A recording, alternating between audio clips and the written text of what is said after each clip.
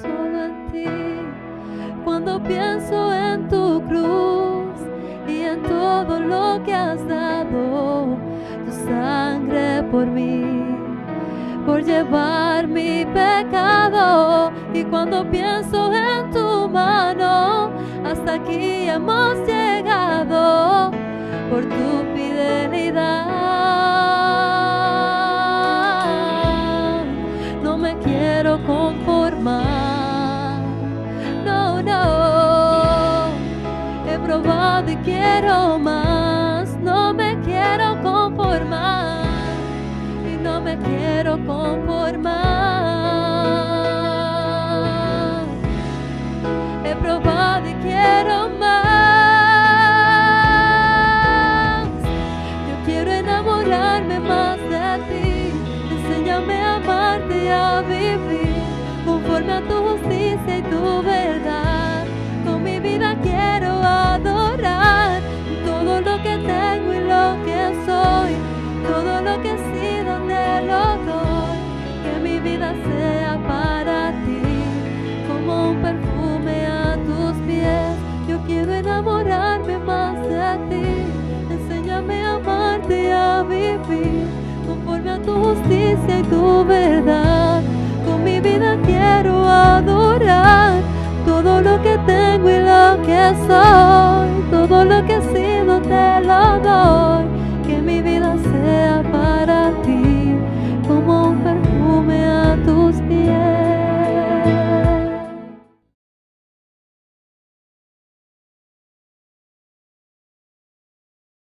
Damos gracias al Señor por esta nueva oportunidad que nos da de poder, a través de las redes sociales, a través de la internet, ¿verdad?, poder disfrutar de un tiempo de discipulado familiar en este día del Señor que Dios ha preparado para nosotros, el domingo en el cual nos reunimos para adorarle y para aprender de su palabra.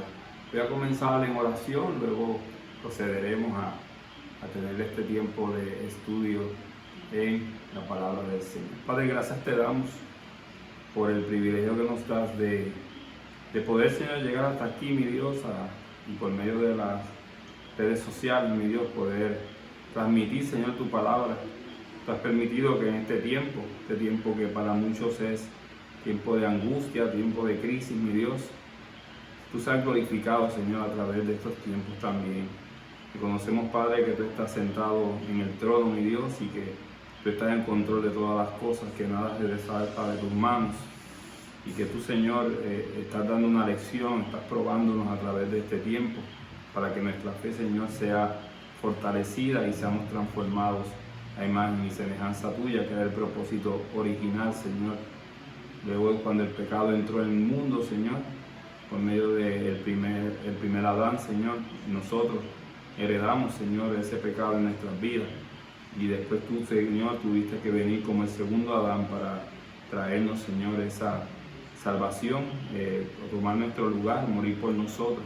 Sustituto perfecto, mi Dios, para que a través de tu Espíritu Santo, que viene a morar en nosotros, una vez llegamos a tus pies, podamos ser transformados, Señor, al proceso original de cuando estábamos en el paraíso. Señor, sé tú, Señor, hablando, Señor, a este tiempo, sé tú hablando por medio, Señor, de nosotros, hablando, Señor, por medio de tu palabra, y que tu, Señor, sea glorificado, mi Dios, a través de todo. Señor, te damos gracias en el bendito y santo nombre del Señor Jesucristo.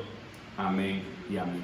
En este tiempo de discipulado, estoy tomando de referencia el libro de Cielos para su Gloria, del pastor Miguel Núñez, donde estaremos mirando diferentes etapas, cómo el Señor va moldeándonos y cómo el Señor va trabajando con nosotros en nuestro diario vivir, a la medida que ese proceso de santificación en nuestras vidas comienza a ir en nuestro ser. Vemos que amoldeándonos al Espíritu Santo del Señor y abandonando lo que es la vieja criatura y buscando esa nueva criatura y ser vivificada, modificada, transformada, para que Dios sea enalteciéndonos de manera en su debido tiempo, ¿verdad? Cuando llegue el momento que seamos arrebatados o estemos en su presencia. Y damos gracias al Señor por este tiempo y por el pastor Miguel Núñez, que proporciona este libro tan hermoso, Siervos para su gloria.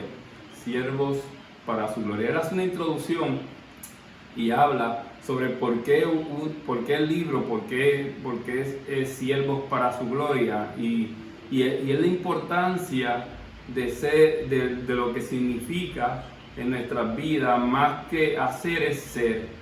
Más que hacer es ser. Nosotros es importante que nosotros podamos comprender quiénes somos en Cristo Jesús, o qué el Señor ha hecho con nosotros y dónde Dios nos sacó, y para que en ese contexto podamos ver en nosotros que somos pecadores redimidos por la sangre preciosa del Señor, para ponernos en la disposición y en sus manos para que Él comience a transformar nuestras vidas y podamos servirle en lo que Él desea, en nuestros ministerios, en nuestros diferentes dones que Dios ha hablado a su iglesia, para ponerlos a disposición de Él. ¿Qué pasa cuando nosotros no entendemos esa posición? Pues ocurren muchas cosas en nuestras vidas, que el pecado resulta dominar muchas veces lo que es la vida, a veces de los creyentes. No nos damos a veces ni cuenta cómo el pecado está tomando lugar en nuestras vidas, y entonces tenemos que saturarnos, alimentarnos de la palabra para seguir moldeando esa vida continuamente. Él hace una introducción hablando sobre cómo el hombre está más capacitado a ser, dispuesto a ser, el varón, el masculino varón, con la disposición a ser, más la mujer tiene una disponibilidad más a lo que son relacionarse, cómo se relaciona con las demás personas.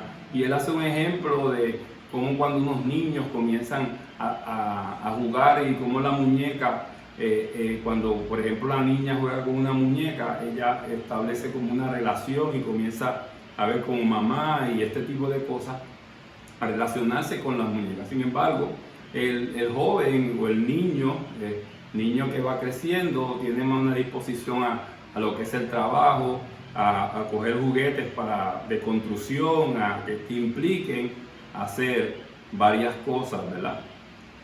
Entonces, en el libro, el pastor Núñez nos lleva a la escritura y a experimentar la importancia de cultivar la fundación de nuestras vidas para que podamos ser lo que necesitamos ser, para hacer lo que necesitamos hacer. Entonces, el primer tema que vamos a estar discutiendo, el que nos compete en el día de hoy, es el mismo, ¿verdad? El tema fundamental del libro, y comienza realmente en esa introducción a hablar sobre ser antes que hacer. Y voy a estar utilizando, ¿verdad?, motivo de introducción en el tema, Hechos 6, 2 al 3, que dice: entonces los 12 convocaron a la multitud de los discípulos y dijeron: no es justo que nosotros dejemos la palabra de Dios para servir a las mesas.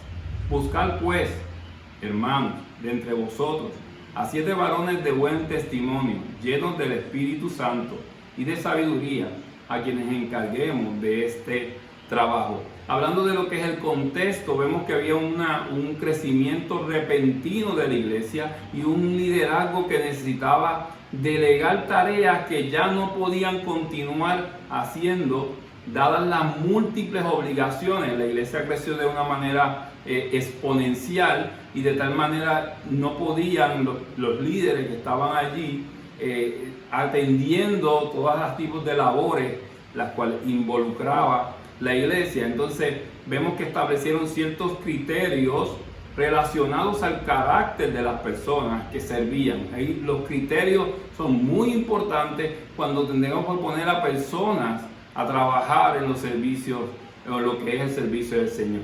La importancia que tiene ser antes que hacer, además de múltiples ejemplos que vamos a ver a través de la Biblia, que relacionan el primero ser antes que hacer. La primera pregunta que podemos hacer: ¿cuál es el peligro que existe de servir antes de estar listos?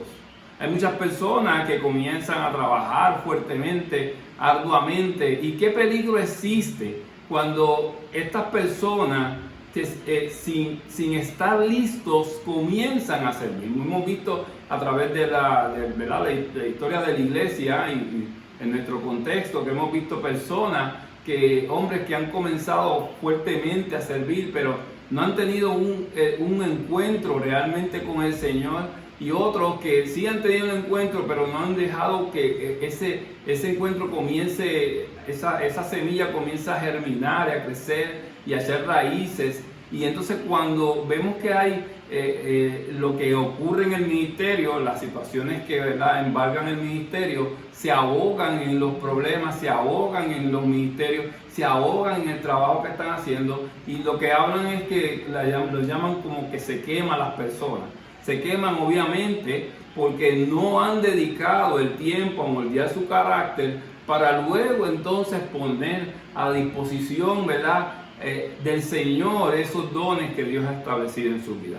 Nos puede llevar al error y a la deformación del carácter cuando nos enorgullecemos. ¿Qué hacemos? Que llegamos al momento de que nos enorgullecemos, creemos que eso muchas veces son de nosotros y ponemos nuestras fuerzas en el servicio del Señor, cuando el que está haciendo la obra no somos nosotros, sino el nuestro Señor. Mire lo que dice Eclesiastés 3, 1 y luego el 11.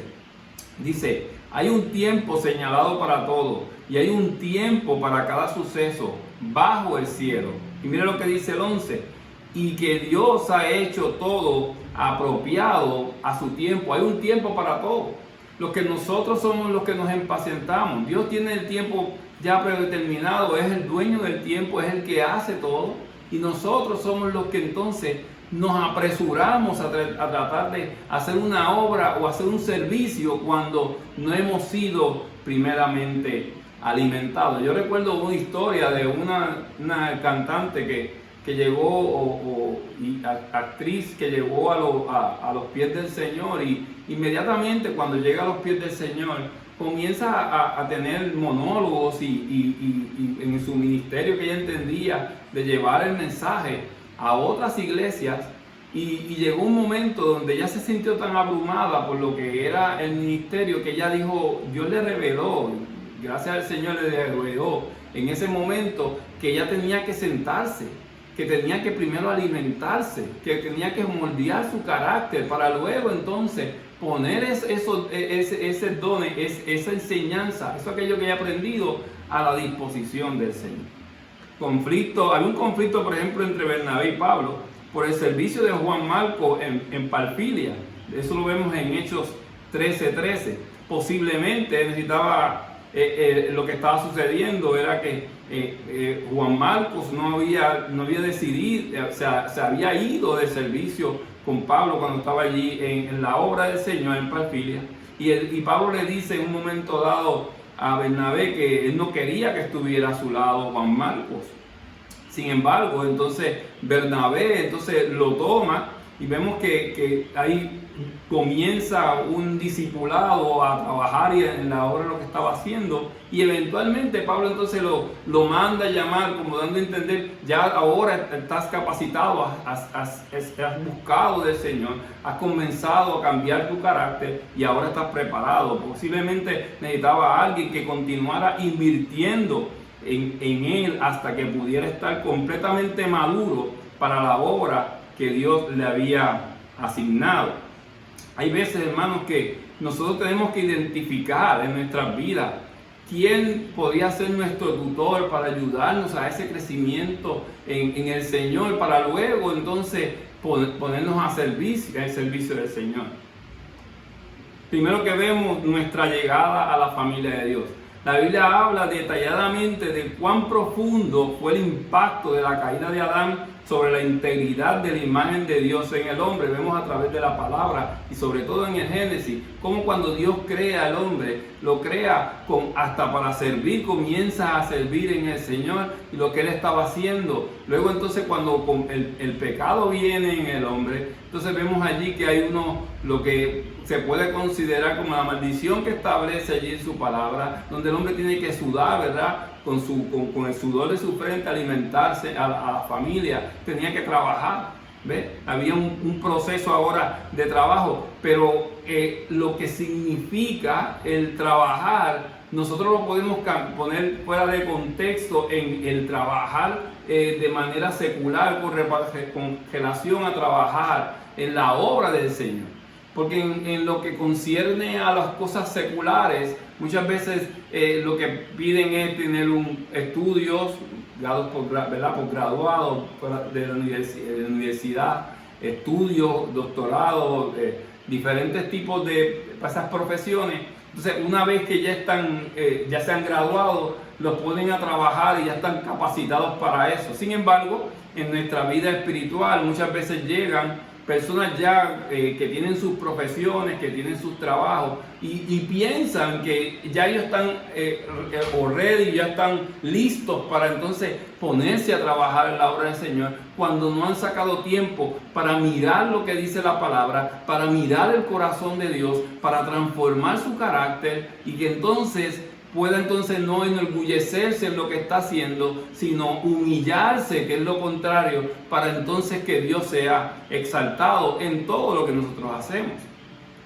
Antes de servir a la familia de Dios, Él tiene que realizar un trabajo para ayudarnos a sanar y crecer, y que es lo que la Biblia llama santificación. Sanar y crecer.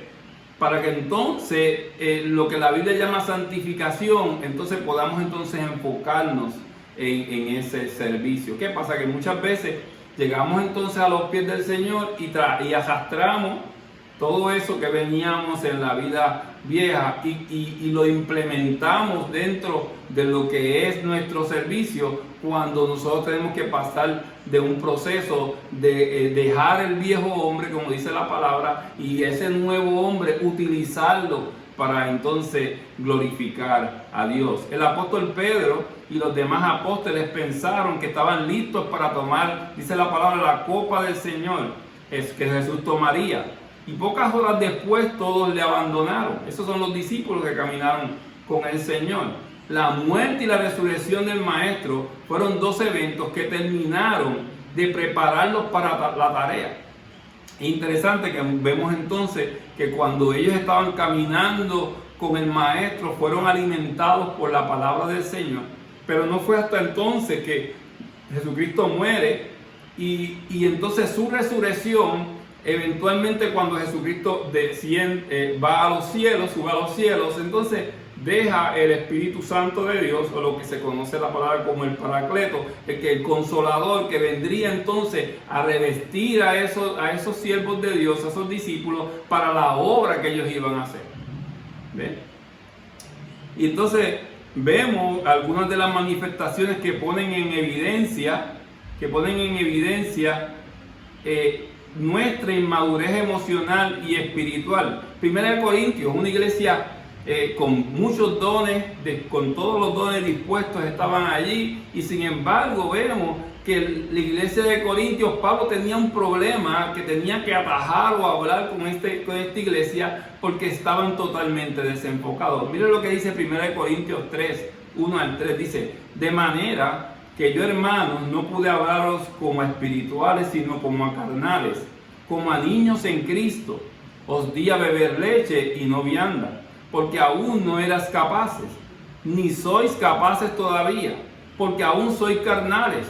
Pues habiendo entre vosotros celos, contiendas y disensiones, no sois carnales y andáis como hombres.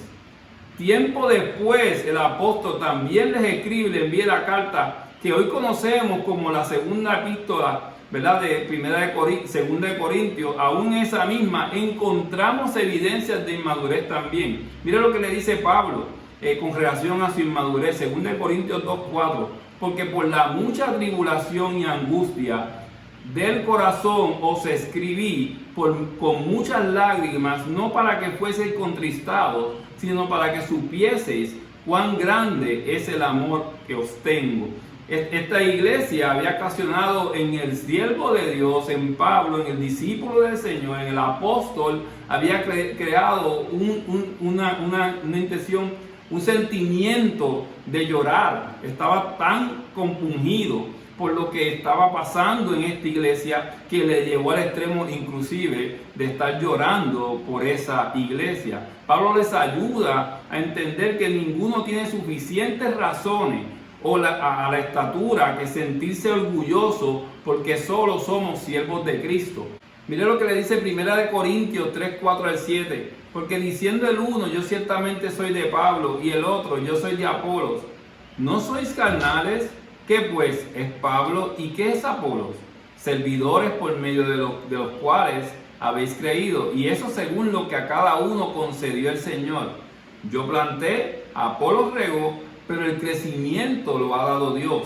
Así que ni el que planta es algo, ni el que riega, sino Dios que da el crecimiento. Miren lo que estaba sucediendo en la iglesia. Tal era el punto donde ellos estaban, primero que nada, Pablo le comienza a hablar en los versículos anteriores de que él le pudiera estar dando vianda o lo que estriba una comida más fuerte, y tiene que estar dándole leche porque no están capacitados. Él está haciendo como una relación de lo que es la inmadurez o lo que es un niño cuando tú no puedes comer cosas muy grandes o ¿verdad? Lo que son que lo puedan ahogar, y sin embargo él le dice una relación de que ahora tengo que estarle dando leche porque no están capacitados para yo poderle dar carne. Tengo que ir a los fundamentos que ya yo le había establecido, que le había enseñado, y todavía ustedes no han aprendido, y por consecuencia de eso vemos que habían celos,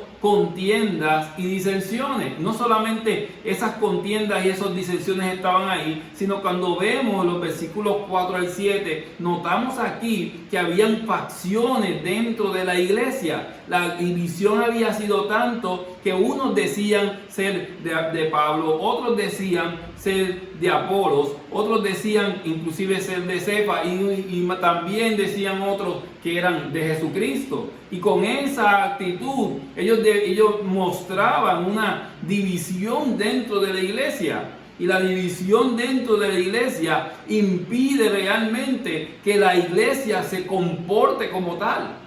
Porque Dios no quiere un cuerpo dividido, lo que quiere es un cuerpo que esté sometido todo como Cristo la cabeza, dirigiendo a ese cuerpo que Dios ha establecido.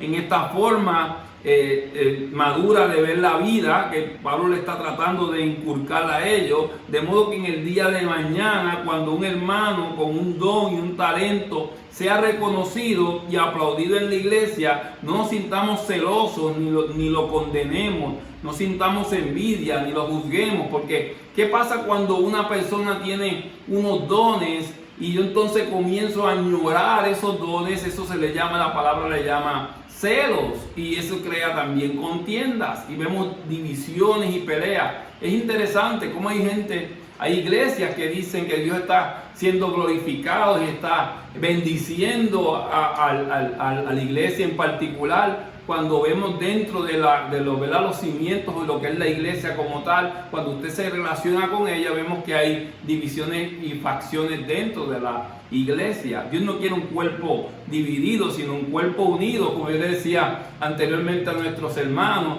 Dios no quiere que la pierna vaya para la izquierda y la izquierda y la derecha vaya para la derecha, y cómo entonces el cuerpo va a estar trabajando. Pablo lo que pretendía y estaba buscando con ellos es que ellos comenzaran no solamente a que crecieran y maduraran, sino que utilizaran esos dones como es debido. 1 Corintios 3, 2 al 3, leyendo de la Nueva Traducción Viviente, dice: tuve que alimentaros con leches, no con alimento sólido, porque no estaban preparados para algo más sustancioso. Y aún no están preparados porque todavía están bajo el control de la naturaleza pecaminosa. Tienen celos unos de otros y se pelean entre sí. ¿Acaso eso no demuestra que los controla su naturaleza pecaminosa? ¿No viven como la gente del mundo? Él hace una pregunta. Él está diciendo: oye, ustedes están viviendo exactamente como era su vida pasada. Ellos reflejaban que estaban viviendo bajo el control de la naturaleza pecaminosa. Reconocemos que nosotros tenemos todavía naturaleza pecaminosa que se conoce como la carne, pero esa naturaleza pecaminosa no debe controlarnos, no puede dominar lo que es nuestra vida. Por eso nosotros tenemos que ser guiados por el Espíritu Santo. Según el grado de santificación, escuche bien, que hayamos alcanzado, uno lo vamos a tener en una escala y en otro en otra escala. Pero siempre va a haber una naturaleza pecaminosa. Pero a la medida que yo estoy creciendo y madurando en el Señor, ese proceso de santificación nos lleva entonces a abandonar las cosas que son carnales para seguir aquellas cosas que son espirituales. Los corintios estaban tan arraigados en las formas de pensamiento mundano que iban a tomar un largo tiempo antes de que ellos pudieran tolerar un alimento sólido. Es triste eso. La iglesia de Corintios tenía que pasar por mucho tiempo antes de que se le pudiera alimentar con lo que era todo lo que es la palabra del Señor en profundidad. Ellos no estaban capacitados para eso, ellos no la iban a comprender. Inclusive si lo vemos como la ilustración de un niño, se pueden atragantar al hogar porque no tienen la capacidad en sí mismos, porque no han madurado en la fe. Andrew Miller dice: el orgullo tiene que morir en usted o nada del cielo puede vivir en usted. Primero, antes de que nosotros podamos vivir conforme a las cosas del cielo, nosotros tenemos que morir al orgullo. Te decía que cuando estábamos tomando la clase del discipulado de varones, que el orgullo tenemos que dar por sentado que está en nosotros y que tenemos que luchar por nuestro pecado. Mucho del pecado que nosotros tenemos en nuestra vida, el germen de donde sale todo ese pecado se refleja en nuestro orgullo, en nuestras vidas. Y cuando nosotros tenemos ese orgullo, tenemos que entonces reconocer primero que está allí, para luego entonces en nuestra debilidad nosotros buscar del Señor, y ese orgullo tiene que llevarnos entonces en Cristo Jesús a ser humillados, para que Dios sea entonces exaltado en nosotros. Si nosotros en nuestro caminar no reconocemos esa importancia de morir al orgullo para entonces que el cielo pueda vivir en nosotros, entonces nos vamos a enorgullecer en lo que estamos haciendo, nos vamos a levantar nosotros y creemos que toda la obra, el servicio que estamos haciendo, no lo estamos haciendo para Dios, sino está implícito el que es para nosotros y para que nosotros seamos exaltados. Entonces la pregunta que podemos hacer es: ¿cómo llegamos a la familia de Dios? Vemos entonces, primero que nada, llegamos a la vida cristiana nacidos de nuevo, pero afectados por el pecado. Llegamos afectados por una vida pasada, los dolores, las desilusiones, los problemas que tuvimos, inclusive la forma de crianza, todo lo que implica nuestra vida antes de Cristo. Todas esas cosas llegan con nosotros cuando nacimos de nuevo, pero que estamos afectados por el pasado. La gente que nos ha hecho daño, la gente que nos ha hecho la vida imposible a través en todo lo que concierne a todas las etapas de nuestra vida, ya sea trabajo, ya sea relaciones, la gente que nos ha dañado, y eso afecta lo que es la vida cristiana. En el comienzo, en la transición, hasta que yo no comience a borrar o a ser transformado, a ser limpiado de esa vida pasada que yo tenía, entonces no puedo comenzar a caminar y dar pasos de santificación y de madurez en Cristo Jesús. Una vez que entonces llegamos, vemos que en la vida cristiana, que nacimos de nuevo, pero fuimos afectados por el pasado. Segundo, tenemos que ver que necesitamos aceptar que fuimos afectados para apropiarnos de nuestras disfunciones pecaminosas. Tenemos que entonces nosotros entender que estábamos lastimados, heridos en esa vida anterior, y que tenemos que pasar por este proceso de sanación en Cristo Jesús, para una vez que yo comience y sea sanado, yo entonces esté capacitado para entonces llevar lo que es la palabra del Señor, tal y como el Señor lo dice en ella. Pero si nosotros no pasamos por ese proceso de sanación, lo que podemos es inculcar estas medidas, este dolor que nosotros traemos desde la vida vieja, y los metemos dentro de lo que es la vida nueva, y entonces distorsionamos el mensaje que Dios quiere llevar realmente. Por eso que el tercer punto dice, llegamos a la vida cristiana con una cosmovisión mundanal. Es común escuchar el sermón del domingo con una cosmovisión bíblica, pero vivir el lunes con una cosmovisión mundanal, dice Miguel Núñez. Y lo que quiere decir esto, que muchas veces nosotros escuchamos lo que es la palabra del Señor, lo internalizamos en nuestras vidas con una cosmovisión bíblica, pero cuando es lo que es la práctica, lo llevamos entonces a lo que es la cosmovisión mundanal, de manera lo que es el terrenal o mundana, como el Señor, como en la tierra en lo que estamos.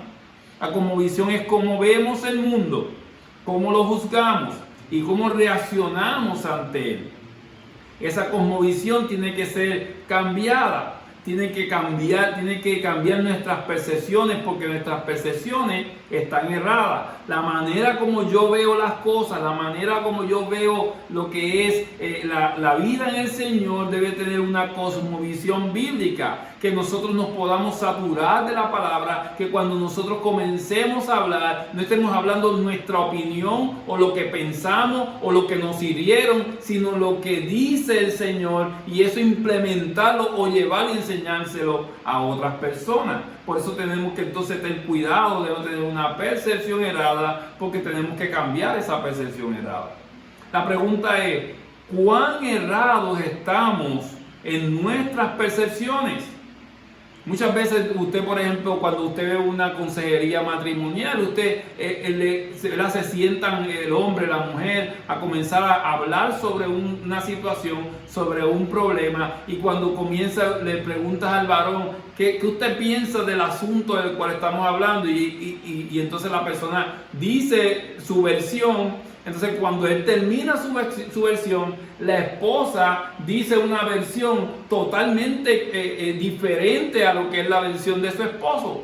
Parece como si ellos no estuvieran en un matrimonio, parece que estuvieran viviendo en casas separadas. Lo que el hombre llama negro, la mujer lo llama blanco, y comienza a haber diferentes percepciones. Y esas percepciones no pueden ser basadas en nuestros sentimientos o lo que son las cosas físicas, sino nuestra percepción en el Señor deben ser cosas espirituales.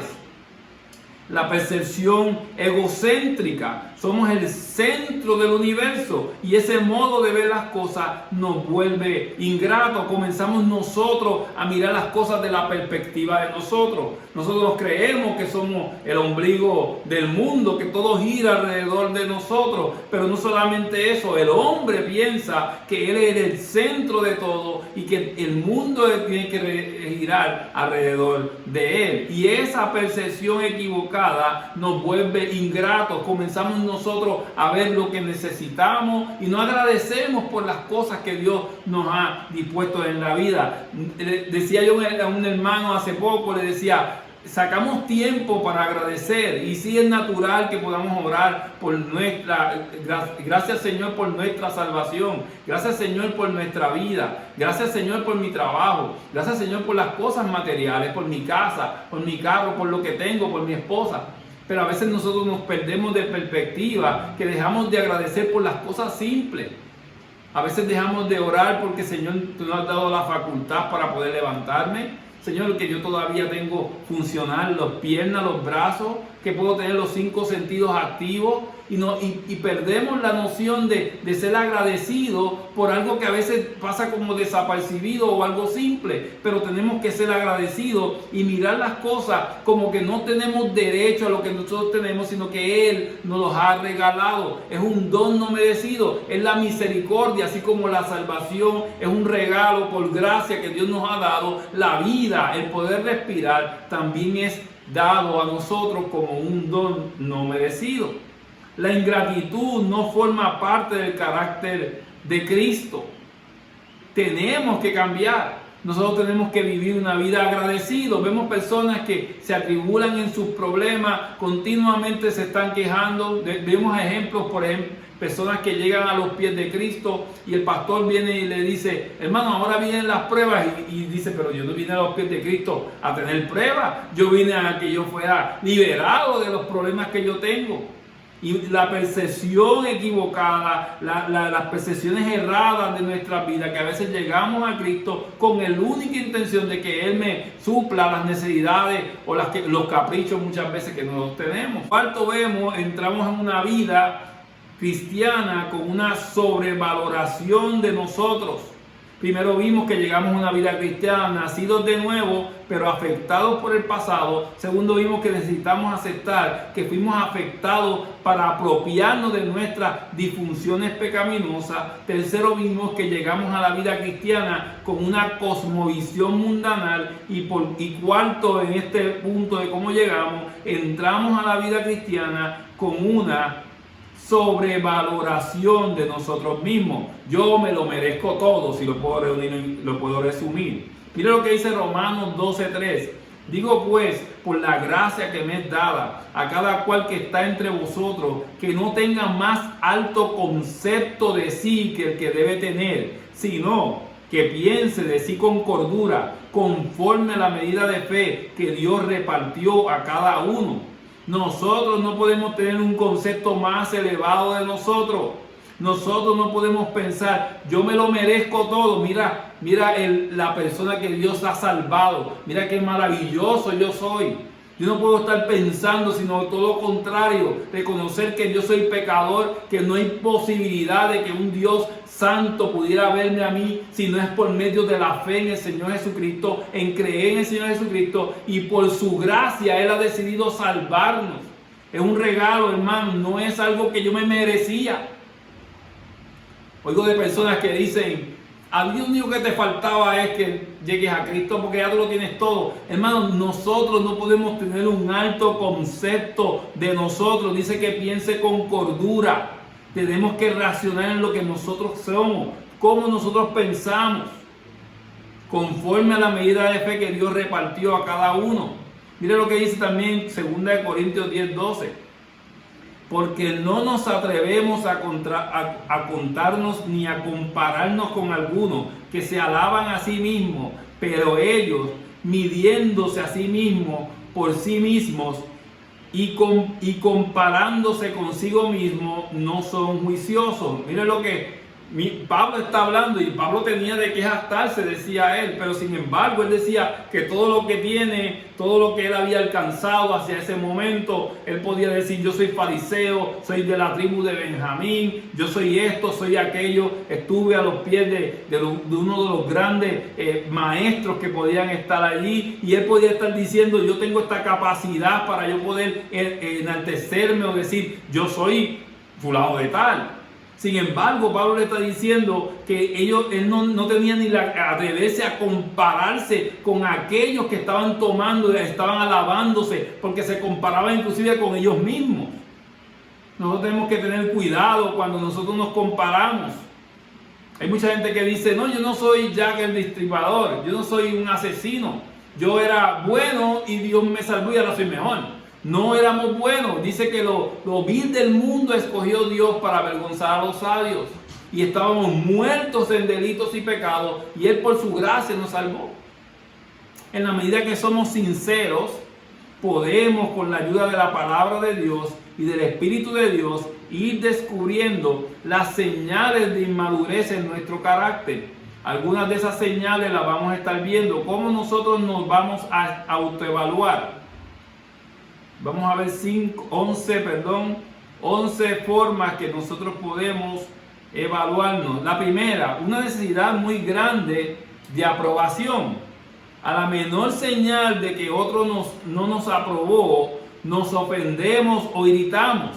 Así fuera un simple saludo que alguien dejó de darnos, nosotros comenzamos a mirar si aquella persona me aprueba, si no me aprueba, y cuando no me aprueba, entonces yo me molesto, me ofendo, me irrito. Ahora yo no quiero saber de la iglesia, porque necesita la aprobación, necesita que lo vean. En el fondo, estas manifestaciones externas corresponden a inseguridades internas. Cuando una persona necesita aprobación, es que esta expresión externa, ellos quieren que esa manifestación externa, lo que ellos están requiriendo y lo que tienen es un problema de inseguridad en su corazón. Necesitamos una idea más grande del Dios que adoramos y una idea más pequeña del hombre y de la aprobación de las personas, o tememos un rechazo. Nosotros tenemos que reconocer que a quien nosotros estamos sirviendo, o nosotros venimos a servir al Señor, al Dios que adoramos, o lo que estamos entonces sirviendo al hombre para que nosotros recibir una retribución de esa persona y una aprobación de esa persona. Segundo, el perfeccionismo, señal de inseguridad. A medida que experimentamos mayor grado de inseguridad, experimentamos mayor necesidad de sentirnos seguros. Y el perfeccionismo no es más que una forma extrema de querer controlar nuestro entorno, porque el control de nuestro entorno garantiza nuestra seguridad, lo cual nunca lograremos alcanzar realmente. Una cosa que tenemos que entender, por más que nos esforcemos a tratar de ese perfeccionismo, de poder hacerlo exactamente, yo lo quiero perfecto, pero el concepto de usted de tu perfección es una señal de inseguridad. Muchas veces cuando comenzamos en el servicio del Señor, nos llenamos de temores, demasiado temores. ¿Y ahora qué yo voy a hacer? Es que yo no lo puedo hacer perfecto como lo hace fulano. Y no, es que Dios está dispuesto a utilizarte con la forma como tú te expresas, con la forma como tú hablas. Y Él está dispuesto a moldearte y a transformarte para que no seas tú glorificado, sino sea el Señor glorificado. Entonces tenemos que abandonar estas señales que primero vimos, la necesidad de muy grande aprobación, y segundo, el perfeccionismo. Tercero, los celos. La persona celosa quiere controlar las relaciones de los demás, por eso es que pelea. Donde hay celos, invariablemente hay contiendas. Usted encuentra celos y usted lo que quiere es controlar a la otra persona. Es que tú no lo haces como yo quisiera. Y como tú no lo estás haciendo como yo quiero, entonces me molesto, me irrito y peleo porque yo lo quiero que lo haga como yo estoy poniéndole en mi vida. Hay mucha gente que dice, yo no estoy celoso del vecino del lado, porque tú dices, el vecino del lado tiene una mejor carro, mejor casa, tiene mejor esposa, tiene mejores hijos, y comienzas a comparar en eso. Pero la realidad es que tú no puedes, como no puedes controlar eso, como se te molesta que esa persona resalte por encima de ti, entonces te da celos. Tenemos que abandonar, estas son medidas, ¿verdad? Que estamos de la autoevaluación. Cuarto, la condenación frecuente del otro. Esta actitud está motivada por un sentido de superioridad respecto de los demás. Arrogancia moral le llaman. Estas personas tienden a señalar o criticar a cualquier otro que no llene su estándar. Si no cumple con mis especificaciones, si no cumple con mi estándar, entonces yo lo voy a criticar. Y condenan continuamente a esas personas. Ay, fulano lo hace bien, pero yo creo que tiene que tener problemas en su vida, tiene que tener pecados ahí. Mira cómo él camina, mira cómo lo continuamente está condenando a aquella persona que está sirviendo. Las personas maduras son personas humildes, y las personas humildes no se sienten motivadas a condenar al prójimo. No tenemos que tener esa motivación de condenar al prójimo, porque si tú realmente eres humilde, si tú realmente has madurado, entonces no te va a importar que otra persona pueda resaltar. Sin embargo, por lo contrario, debería entonces alabarle y darle y decirle, mira, sigue hacia adelante, Dios te está utilizando, gracias por ese mensaje, gracias por Dios utilizarte. Y la persona sin lugar a duda, si ha crecido y es madura y es humilde, le va a dar la gloria al Señor. Quinto, el resentimiento y la falta de perdón. Una de las cosas que muchas veces vemos a través de nuestra de nuestra vida, como viendo creyentes que llevan 30 años, 40 años en el Evangelio, pero esta parte de resentimiento y la falta de perdón no han podido superar eso. Y muchas personas me preguntan, pastor, pero ¿cómo yo puedo? Pero el perdón depende de qué, depende de tu disposición a soltar eso. Decía Otto Sánchez, decía en su libro Hacia la Meta, él dice que el perdón es como cuando tú pones a esa persona en la prisión y lo pones encarcelado allí, pero tú entonces vas a ser el guardián de esa cárcel. O sea, tú también estás preso del acontecimiento. Tú no eres libre de poder salir y llevar entonces a seguir trabajando o sirviendo al Señor, sino te estás amarrando a esa condición porque no quieres liberar a esa persona que te ofendió. Entonces el resentimiento y esa falta de perdón ocurren, lo que cocina en nosotros es una ira acumulada. Las personas emocionalmente maduras perdonan con relativa facilidad. Si tú eres maduro en el Señor, uno de los reflejos de esa madurez es que puedas perdonar con bastante facilidad. Las personas con dificultad para el perdón se ven a sí mismas como víctimas y olvidan, escuche bien esto, y olvidan que la mayor víctima de todas fue el Señor Jesucristo y nosotros fuimos sus victimarios. Si Jesucristo que fue y murió por nosotros y nosotros fuimos los que lo llevamos a esa cruz y Él nos perdonó, que fueron las primeras palabras que Él utiliza, Señor, perdónalos porque ellos no saben lo que hacen. Nosotros fuimos sus victimarios y Él nos perdonó. La peor de las ofensas que sufrió fue la muerte por nosotros. Y nosotros no hemos entendido que en base, como dice lo que se conoce como el Padre Nuestro o la oración modelo, es que dice, perdona mis ofensas así como yo perdono a aquellos que me ofenden. Así que en base a que yo puedo pedir perdón es porque yo he perdonado al que me ha herido. O sea, la falta de resentimiento y falta de perdón, lo que ocurre es que sale la ira, o sea, acumula lo que le llama la palabra raíces de amargura y van, como yo digo, creciendo y creciendo y creciendo. Y luego, para poder sacar ese árbol, la única manera que puede hacer eso es nuestro Señor Jesucristo, por medio del Espíritu Santo, moldeando nuestra vida y liberarnos de la prisión del pecado. Sexto, los arranques incontrolables de la ira. Si no podemos controlar la ira, hay algo de nuestra naturaleza pecadora que está tomando el control en esos momentos en lugar del Espíritu Santo que mora en el creyente. Recordemos que el dominio propio es está en el fruto del Espíritu Santo, en Gálatas 5, 22 y 23. O sea que yo no puedo tener una ira descontrolada. Vemos inclusive cristianos que se sumergen en esta ira y usted los ve que no están en un control de sus voluntades, y eso ocasiona, inclusive hemos visto personas que asesinan por la consecuencia de esa ira, porque no han dejado el Espíritu Santo que moldee su carácter, que trabaje con nosotros y controle la ira descontrolada.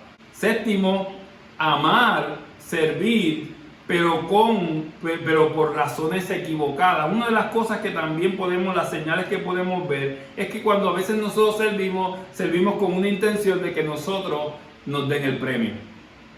Revelamos nuestro egocentrismo en ese acto. Dice Miguel Núñez, mucha gente ha cambiado su conducta, pero sus motivaciones y deseos todavía están errados. De manera que Dios no se siente más complacido con la nueva conducta que con la anterior. Vemos personas que han moldeado su carácter, han cambiado su comportamiento, su conducta, pero sus motivaciones siguen estando allí. El pecado sigue atándolos en ese contexto y entonces están sirviendo y están amando, pero con unas razones equivocadas. Octavo, dificultad para reconocer el talento de los demás.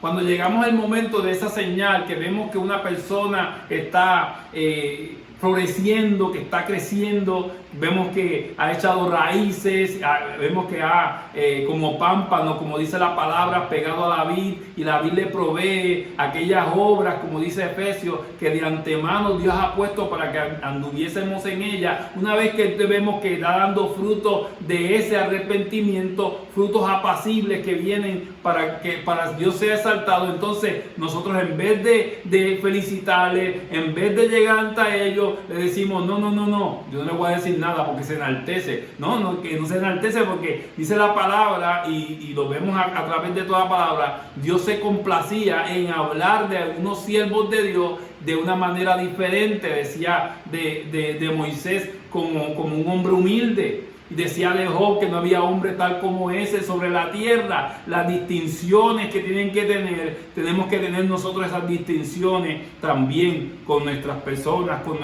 las personas que están creciendo y están siendo de utilidad en el Evangelio. Esto, cuando nosotros no reconocemos el talento de los demás, es una señal de envidia. Yo no voy a reconocer, pero a él lo reconocen y a mí no. Como que yo entonces necesito ese reconocimiento, y eso se llama envidia. Nuestro rol es animar al otro, edificarlo, estimularlo, ayudarlo, y Dios se encarga del resto. Hay muchas personas que vienen y me dicen: no, yo no voy a enaltecer a aquella persona, ni le voy a decir nada, ¿verdad? Que lo haga levantarse, porque voy a ser yo piedra de tropiezo. No, Dios se encarga. Nosotros tenemos que reconocer que la obra no es de esa persona, pero que Dios lo utiliza como instrumento.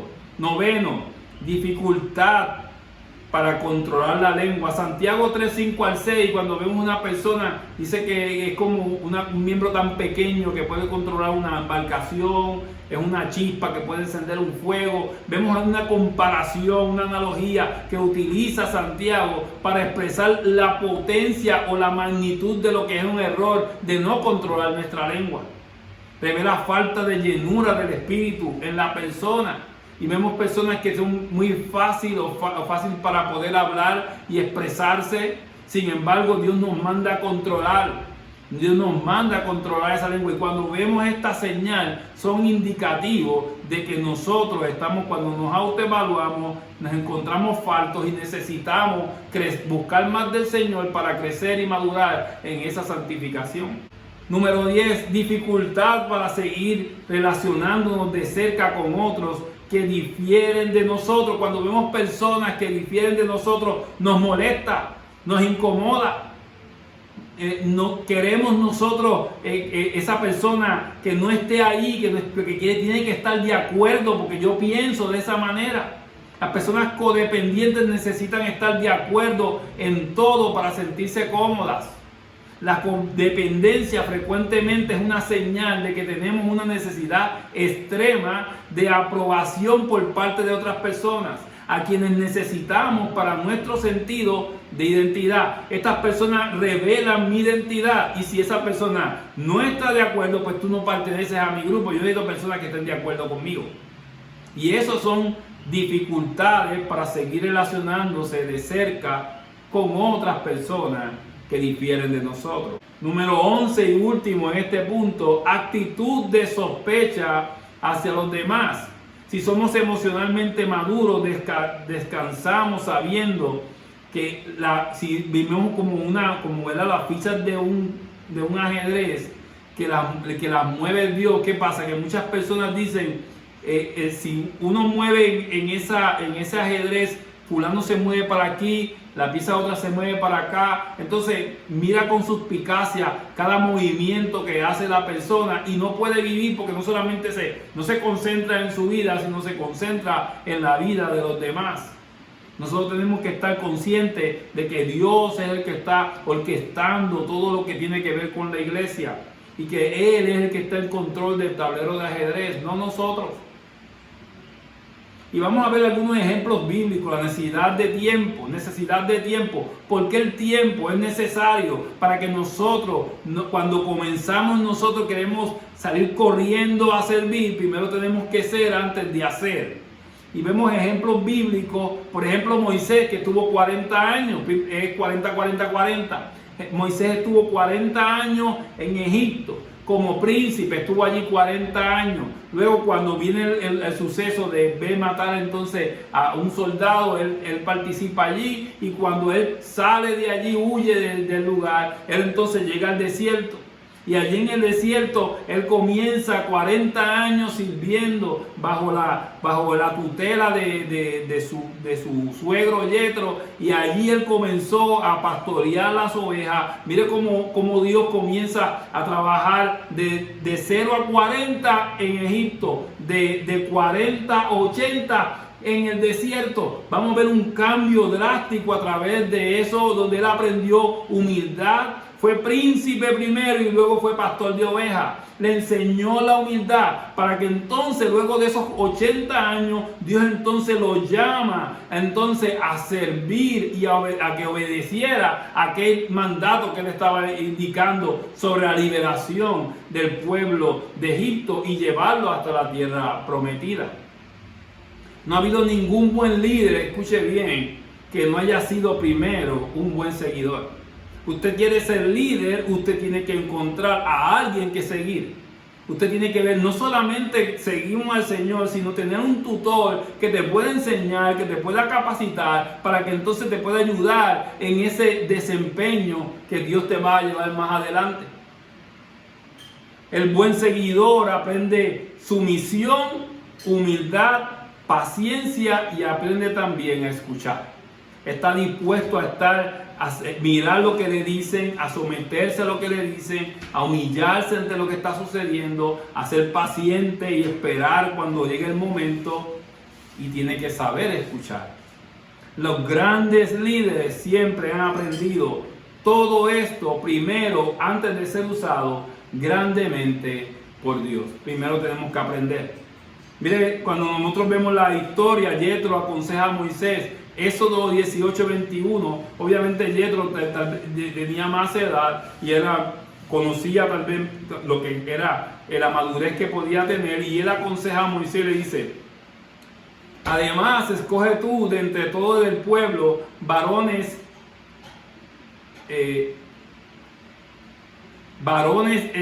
Señor le dice: escoge tú de todo el pueblo varones de virtud o capaces, temerosos de Dios, varones de verdad, que aborrezcan la avaricia, y ponlos sobre el pueblo por jefes de millares, de centenas, de 50 y de 10. Vemos aquí que el pueblo era mucho, lo que estaba sucediendo en el contexto, y estamos viendo que él tenía dificultad para poder atender a la gente, y él le dice: escoge varones con virtud, que sean capaces, temerosos de Dios, varones de verdad, que aborrezcan la avaricia, y ponlos sobre el pueblo como jefes millares. Estos hombres ya habían llegado a ser antes que hacer. Habían entendido, ya habían demostrado con su ejemplo que eran virtuosos, que eran temerosos, que aborrecían a la avaricia, para luego poder ser jefes de los demás. Pablo a Timoteo, por ejemplo, también le dice en 2 Timoteo 2:2: lo que has oído de mí ante muchos testigos, esto encarga a hombres fieles que sean idóneos para enseñar también a otros. Aquí vemos que la habilidad de enseñar a otros, el hacer, es precedida por la fidelidad y la idoneidad que se observa en ellos en ser. Lo que Pablo intenta comunicarle a Timoteo es: Timoteo, cuando vayas a seleccionar personas destinadas a la enseñanza, escudriña su carácter, y al hacerlo piensa en algunos que ya sean fieles, al mismo tiempo idóneos. Luego entonces les permites hacer algo, que es enseñar. Ese es el orden, el carácter primero y luego el servicio. Dios quiere transformar nuestro carácter primero para luego servirle. La integridad de los líderes precede al servicio. Una persona que usted ve que tiene capacidades de liderazgo no tiene solamente ver lo que se somete, sino también esa integridad que él tiene antes de poder servir. Tiene que ser fiel, tiene que ser lleno del Espíritu Santo, lo vamos a ver ya mismo. Y vemos que nosotros tenemos que tener esa capacidad y verlo. tiene que ser visual, se tiene que ver ese comportamiento, en lo poco has sido fiel, en lo mucho te pondré, concepto también que el Señor nos dice, porque el proceso primero es observar a la persona si realmente es fiel, si realmente es idóneo, y luego entonces ponerlo al servicio. La integridad de los líderes precede al servicio. Dios ha enfatizado el desarrollo del carácter a lo largo de toda su revelación.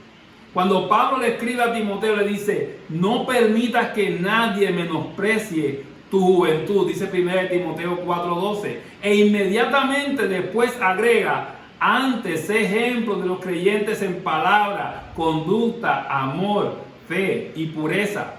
Cuando vemos aquí como desglosa Miguel Núñez, el pastor Miguel Núñez, este versículo, dice que Pablo parece decir: Timoteo, te aconsejo que aún en tu juventud seas un ejemplo. Muchas personas menosprecian la juventud de lo que es la edad de los jóvenes. Cuando hay personas que son jóvenes pero han crecido, han escudriñado la palabra, Dios ha cambiado su carácter y pueden ser utilizados como para el servicio en la iglesia. No es de aquí como desglosa Miguel esta parte, dice en palabra cuando hablas, en conducta en tu estilo de vida, en amor en lo que sientes, en fe en lo que crees, en pureza en lo que ves y lo que haces. O sea, vemos aquí que primero él decía, Pablo decía a Timoteo: nadie menosprecie tu juventud, pero ten en cuenta, dice, antes, sé ejemplo, da testimonio a los creyentes. ¿Qué va a testificar? Lo que va a decir, lo que va a expresar. Primero, que cuando hables sea de palabra, que cuando tu estilo de vida como es, sea una conducta conforme a lo que Dios dice, como Cristo. Que lo que sientes sea en amor, que lo que tú estés haciendo lo hagas en amor. Y en lo que tú crees, que es la fe que Dios te ha puesto en ti, y que lo que tú estás haciendo, lo que estás mirando, refleje la pureza. Otro ejemplo, Hechos 6, 1 al 4. Dice: escoged de entre vosotros 7 hombres de buena reputación, lo leímos en el comienzo, llenos del Espíritu Santo y de sabiduría, a quienes podamos encargar esta tarea. Para una tarea tan simple e interesante, porque ellos fueron escogidos, también, como le estaba diciendo en el contexto del principio, fueron escogidos para llevar o atender lo que estaban en la mesa, atender a la gente. Porque los apóstoles era tanta la gente que había, que ellos estaban dedicando el tiempo a servir, y eso impedía que entonces ellos pudieran sacar tiempo para escudriñar la palabra y orar, y tiempo de oración. Entonces, cuando Dios escoge a los que son los diáconos en este momento, que los escoge con una función, establecía que para algo tan simple era necesario escoger a personas de buen testimonio entre los hombres y de un buen caminar delante de su Dios. Es importante comprender eso. Nosotros tenemos que ver, antes de tomar decisiones, antes de poner a disposición al servicio, primero hay que ser antes de hacer. Y en reflexión final, en conclusión, la Biblia utiliza una sola palabra para describir la manera como nosotros crecemos, y esa palabra es santificación, que describe el proceso progresivo por el medio del cual Dios nos hace despojar de la forma de pensamiento y hábitos de la vida que caracterizaron el viejo hombre, para ir incorporando dentro de nosotros la imagen del nuevo hombre. Nos hace ver esa santificación, nos hace ver cómo nosotros somos, reconocemos de dónde Dios nos sacó, reconocemos nuestros pecados, reconocemos nuestras debilidades, pero también reconocemos que hay una esperanza, que el Espíritu Santo viene a morar en nosotros para irnos cambiando, para irnos transformando, para luego entonces poner a disposición de nuestro servicio, de nuestros dones que Dios ha repartido por el Espíritu Santo como Él quiere, y dice allí en 1 Corintios, y Él los reparte como Él quiere para entonces que sea glorificado nuestro Señor y nuestro Salvador.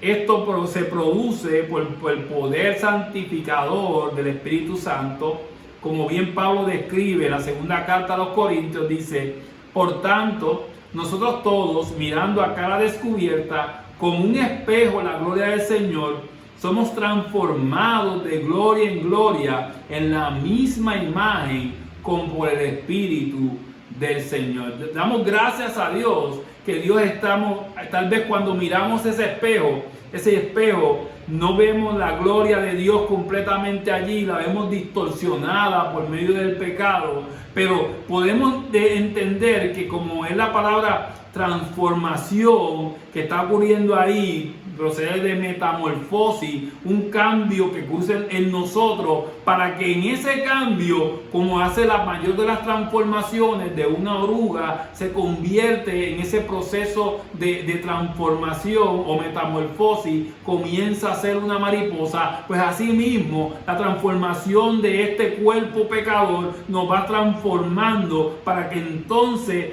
la gente pueda ver la imagen de nuestro Señor Jesucristo por medio del Espíritu del Señor. La obra es de Él, la obra la comienza a hacer en nosotros Él, y Él la va a terminar. Cuando vemos en Filipenses, lo dice claramente, 1:6 dice: estando persuadido de eso, que comenzó en vosotros la buena obra, la perfeccionará hasta el día de Jesucristo. En la medida que escudriñamos la palabra, el Espíritu de Dios va revelando nuestras áreas de pecado, y por medio de la misma acción del Espíritu nos ayuda a deshacernos de todo aquello que no luce como Cristo.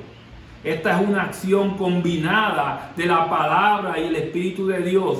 Por eso oró Cristo de esta forma: santifícalos en la verdad, tu palabra es verdad. Juan 17:17. Dios pedía que sus discípulos, Él estaba orando para que fueran santificados en esa verdad. Yo oro al Señor que toda aquella persona que esté escuchando por medio del Espíritu Santo, esta es una promesa para aquellos que son sus hijos, y ese Espíritu Santo viene a morar en nosotros, aquellos que somos sus hijos. Dice Efesios que fuimos sellados por el Espíritu Santo de Dios, y entonces en ese proceso comencemos nosotros a mirar nuestras áreas de pecado, y por medio de la acción del Espíritu Santo nos ayude a deshacernos de todo lo que no luce como Cristo, y entonces combinando la palabra y el Espíritu Santo de Dios podamos ser y lo que Dios quiere que nosotros podamos hacer, para que Dios y Él sea glorificado sobre todas las cosas. Aquí hemos visto siervos para su gloria del hermano y pastor Miguel Núñez en esta introducción, que es: primero hay que ser para luego hacer. Vamos a orar y nos despedimos de este tiempo de discipulado, dando las gracias al Señor primeramente y a usted por estar en este tiempo para crecer y madurar en el Señor. Padre, gracias te damos, porque Señor, no somos dignos, Padre, de ser llamados tus hijos. Simplemente, Padre, tú nos has rescatado de nuestra vana manera de vivir. Padre, reconocemos, Señor, que Señor, tú viniste a tomar, Señor, el lugar, Padre, que nos correspondía a nosotros. Padre, viviste aquella vida que nosotros no podemos vivir, y sufriste, Señor, la muerte que nosotros merecíamos. Al tomar nuestro lugar, Señor, en sustituto perfecto, nos presenta, Señor, santos ante presencia del Padre. Te damos gracias, Señor, porque Jesucristo, porque tú, Señor, nos presentas de esa manera, que a través, Señor, de del lente que eres tú, Señor Jesucristo, Dios nos puede mirar a nosotros. Padre, y en este proceso, como tú bien dijiste, Señor, a los apóstoles y a los siervos tuyos, a los discípulos, Señor, que era necesario que tú te fueras para que el Espíritu Santo viniera. Señor, y ese Espíritu Santo mora en nosotros. Ayúdanos, Padre, en ese proceso de santificación. Primero a reconocer, Padre, quiénes somos, de dónde salimos, quiénes éramos, Señor, nuestra vida pasada. Y, Señor, con reconocer que esos pecados a veces nos los traemos, Señor, a esta vida nueva. Y, Señor, nuestra cosmovisión de lo que es correcto bíblicamente es distorsionada por la cosmovisión mundana, Señor. Te pedimos, Señor, que tú nos renueves, que tú, como dice Romanos, Señor, seamos transformados, que renueve nuestra mente, nuestro pensamiento, Señor, y que podamos mirar todo a través, Señor, de lo que tú, Señor, nos dices espiritualmente. Transforma nuestra iglesia, transfórmanos a nosotros. Mira, Señor, en estos tiempos de incertidumbre, de crisis, que personas, Señor, están atribuladas porque no encuentran, ataques de ansiedad, ataques, Señor, de desesperación en sus vidas, que podamos, Señor, mostrar aquello, Señor, que tú has puesto en nosotros para que, Señor, podamos mirar lo que tú nos dices en tu palabra y poder acercarnos a las personas que se pierden. Te damos gracias, Señor, por este tiempo. Ayúdanos primero a ser antes de hacer, Señor.